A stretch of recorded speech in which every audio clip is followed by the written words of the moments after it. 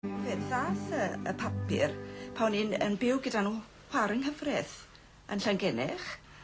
A fe ddath y trefwr adre a edrychodd e ar y papur a wedodd e, does dim synwyr yn hyn, gweithwyr i gyd a'r swyddogion yn Gymru Cymrag a nhw'n hala fel mas yn Saesneg. A wedes i, wel, ysdim rhaid ni dalu ydy. Wyt ti'n meddwl na, medde fe? Ac o hynny mlaen dechreuodd y frwydr. Fe ddath y bwmbeilied o siwr fod 10 o weithiau. Rwy'n cofio 1959 yn arbennig, y tro hwnnw fe glirion o'r parlwr, o'r carped a'r piano, a'r cwpwr llyfrau deri, drych, rhai o'r rhain yn region priodas. Oedd y frwydr wedi dechrau a rhaid mynd ar maen i'r wal.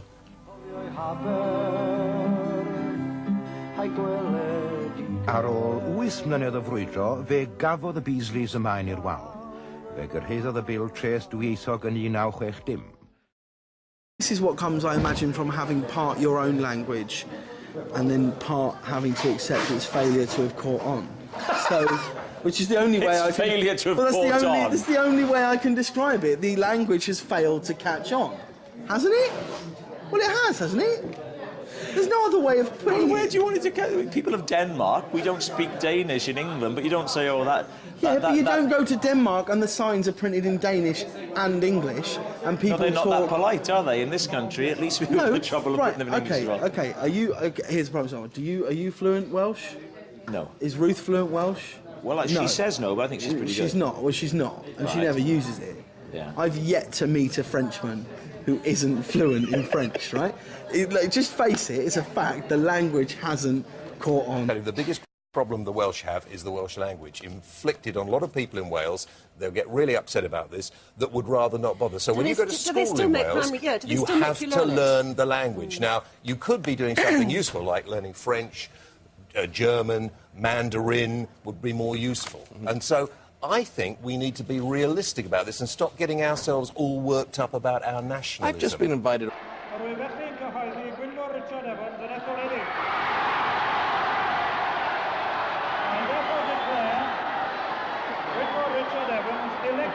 This result shows that Wales is at last on the march. I don't think a Parliament for Wales can be very long delayed.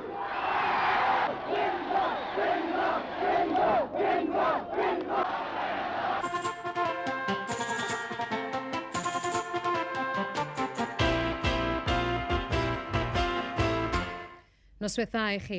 Mae'r frwydr am sianel deledu Gymraeg wedi hennill. Y prynhawn yma fe gyhoeddodd yr ysgrifennydd cartre William Whitelaw fod y Llywodraeth wedi newid i meddwl ac y bydd rhaglenni Cymraeg yn cael ei rhoi ar y bedwaredd sianel. Heno fe ddisgwylir cyhoeddiad gan Gwynfor Evans y bydd ynte'n rhoi'r gorau i wympryd. Mae hyn wedi dod yn sydyn iawn wrth gwrs. Mae'n gyhoeddiad pwysig. Mae'n golygu yn bod ni wedi ennill fuddugoliaeth fwyaf enillwyd dros yr iaith Gymraeg erioed yn ei hanesu. Mae'n fuddugoliaeth dros Gymru hefyd. Mae'n mynd i roi calon newydd, dwi'n credu, ym Mhobol Cymru ac yn arbennig yn ei chenlaetholwyr chi. Ac beth bynnag a fydd yn digwydd ynglyn â'r manylion sydd yn aros i'w setlo, dwi'n credu bod ni wedi cael ennill gwasanaeth a fydd yn help beth bynnag i achub yr iaith Gymraeg. If I were a parent and I spoke Gaelic, then I would certainly take the opportunity to bring my child up as bilingual, because that's basically like giving them a free language. But I think it would be quite hard to justify Gaelic as a priority language to teach my child or learn myself from scratch. After all, language is fundamentally a tool of communication. And if you learn Gaelic, you have enabled yourself to communicate with only 60,000 people, all of whom also speak English. Even by learning Welsh, you can communicate with 600,000 people, some of whom don't actually speak English. Learn Hindi, and you can talk to 600 million people, most of whom don't speak English. Those 60,000 would have to be pretty fascinating guys to each be more worth talking to than 10,000 Indians. Yeah, roedd y tîm wedi chwarae yn arbennig o dda heddi. Ni gyd yn ar y gêm heno, a roedd ni wedi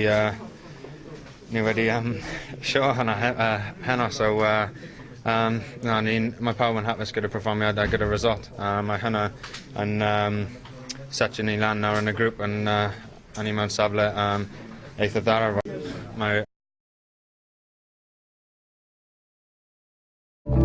Ni wedi cyrraedd pwynt tyngedfennol yn ein hanes.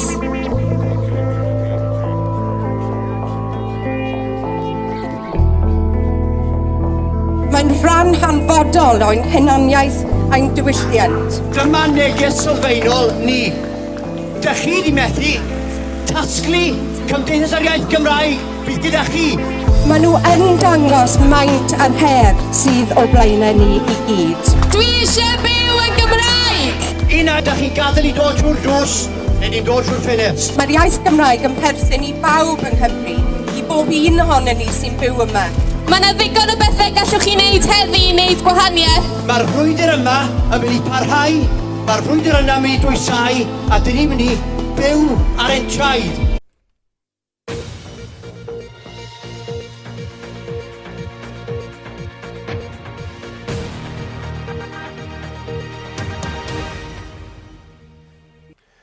Fe orymdeithiodd rhai canoedd o bobl drwy dre Caerfyrddin i dynnu sylw at yr angen i fyny'r hawl i gael byw'n Sir Gar drwy gyfrwng y Gymraeg.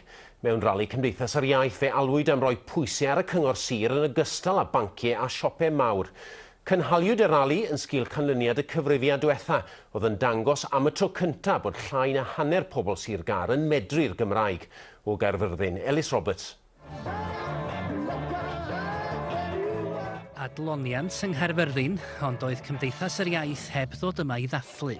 Mae Comisiynydd y Gymraeg wedi dweud y bydd y 10 mlynedd nesaf gyfnod cwbl dyngedfennol i ddyfodol yr iaith. Drwy Gymru, mae llai nag 1 ym mhob 5 bellach yn medru'r Gymraeg yn ôl ystadegau'r cyfrifiad, sef 19%.